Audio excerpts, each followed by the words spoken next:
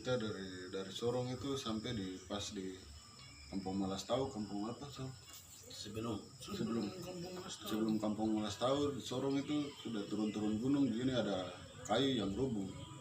Jadi karena saya lihat kayu rubuh, terus hujan lebat, tidak ada yang mau turun bantu, baru cuma ada bapak satu saja yang di situ, orang tua lagi sendiri pegang kapak, baru ada potong-potong kayu di situ. Tapi karena lama sudah, saya bilang sudah kita tiga nih, karena saya bilang ada Ciko nih, saya bilang kita karena sudah basah jadi kita turun bantu sudah jadi saya bilang bapak pindah sudah, baru nanti saya yang pegang itu kapak itu, baru potong kayu itu sudah. Ya sudah, sementara potong kayu saya kasih tahu adek Ciko ini, saya bilang adek kok ke atas sana, bilang panggil mobil don di mobil tuh lain datang bantu karena kayu ini besar, jadi bantu saya untuk ini tong kasih bersih, karena ini tong semua juga mau satu jalan ini saja, tidak ada jalan lain lagi, jadi tong semua kerja sama-sama sudah biar cepat tuh, biar tong bisa jalan juga. Tapi ada dipanggil semua mobil ini turun, ada supir, ada berapa orang itu don turun bantu lagi. Tapi yang mobil di belakang kita ini tuh kita tidak tahu ini anggota polisi, karena mereka pakai pakaian preman. Jadi saya bilang ada Ciko nih, ada di kesana cuma toki kaca begitu, biar kau kas turun saja atau tanya bicara dengan kita bagaimana kah. Tidak, tapi pas ada Ciko tinggal toki don tidak buka itu pintu. Ya ada itu tendang bemper depan itu tendang pelang saja, don bilang kenapa anggota, don tidak tahu yang itu anggota polisi karena preman. Jadi sudah don turun itu, don lakukan pemukulan duluan kepada Ade Ciko. Jadi saya ini ada kerja di bawah, saya pas lihat begini, wah ini don kenapa don pukul Ade Ciko di atas. Sudah ke sana dong, pas pukul Ade Ciko sudah saya ke sana, saya pukul yang polisi, anggota polisi satu. Saya tidak tahu yang itu anggota polisi. Jadi pas pukul itu sudah bapak orang ini sudah pele-pele, bapak dong bicara baik-baik dengan anggota dong dua ini, sudah langsung pas kayu sudah bersih sudah dong, mereka duluan kita, mendahului kita duluan ke pos perbatasan sana, Sorong Selatan.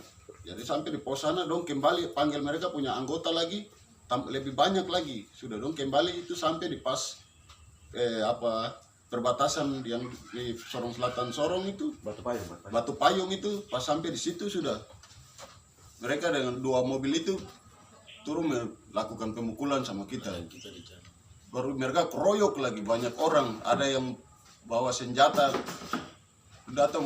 Bagaimana kita ini cuma berapa orang saja di mobil, bawa selang, bawa kabel besar-besar itu dong bawa, baru pukul kita sampai sudah minta ampun juga, dong tinggal pukul sampai dari situ kita kira sudah habis. Nanti sampai di pos mungkin ada tindakan lanjutan, maksudnya untuk bicara baik-baik atau aman begitu.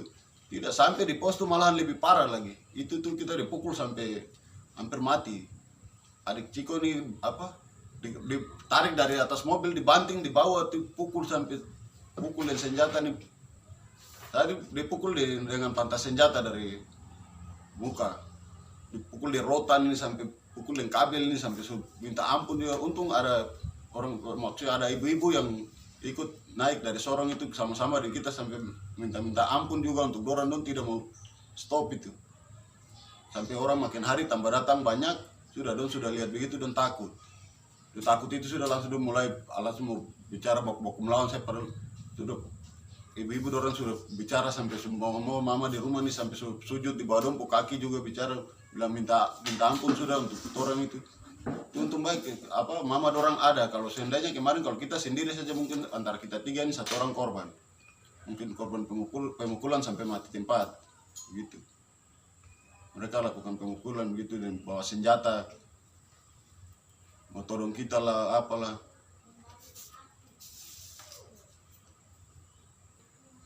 Kalau yang dong pukul 3 kali itu dari pertama tuh di TKP sudah, itu dong pukul Ade Ciko sudah, saya karena lihat begitu saya pukul dorang lagi, sudah itu pertama di situ. Keduanya itu pas yang di pos perbatasan pasar Batu Payung itu sudah, itu mulai mereka lakukan pemukulan itu di situ sudah. Nah, mereka jumlah banyak sudah dong pukul kita di situ, pegang, ada yang bawa selang, ada yang bawa senjata, ada yang bawa kabel, sudah dong pukul kita di situ sampai sudah rusak-rusak, sudah kita sudah minta ampun. Terus titik yang kedua, yang ketiga ini itu pas kembali di pos perbatasan itu. Di situ tuh mereka lebih banyak jumlah di situ lagi. Itu ya mereka lakukan pemukulan itu sampai pukul dengan rotan ini, sampai pukul dengan selang ini, sampai pukul dengan kabel ini, di belakang-belakang ini semua, sampai ada ini sampai apa dom banting sampai banting di aspal di bawah, itulah dom pukul yang ketiga tuh pas terakhir di pos itu sudah di pos perbatasan itu dom pukul 3 kali ke 3 titik itu.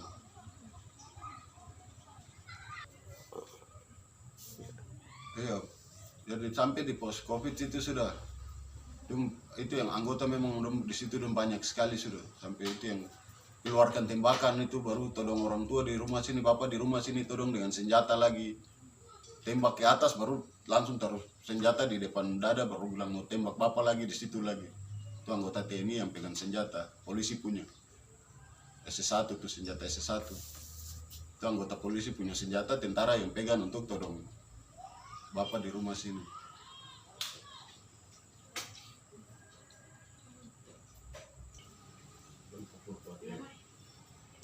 Kalau saya yang pertama tuh pukul di sini, yang itu pertama pukul dengan tangan dulu, pukul dari sini, bilang kok ini yang tadi pukul saya di sana tuh, jadi itu anggota polisi yang pukul saya pertama, pukul dari sini, terus yang kedua tuh yang pukul dengan pantas senjata, terus di belakang ini mereka pukul pakai itu kabel dengan itu selang itu, pukul sampai sudah minta ampun juga besi ranjang yang besi itu besi apa, besi ranjang kah?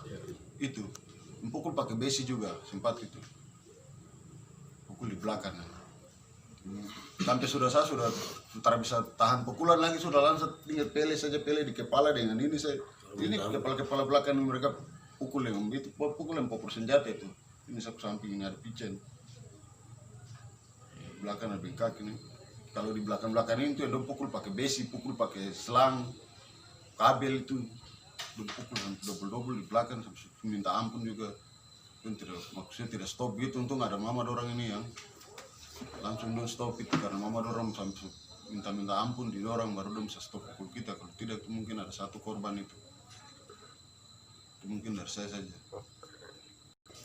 Saya dorang apa pegang selang sama besi itu yang pukul di belakang sini sampai terjadi itu langsung saat tidur lompat dong tarik karena jatuh yang kepalanya duluan turun ke bawah, jatuh dong pukul dengan selang tuh, pukul terus tidak stop, pukul dari samping badan sampai di belakang sini itu dan besi semua dong pukul dengan ada yang sepak, ada yang datang baru pegang patas senjata tuh baru toki dari samping ini.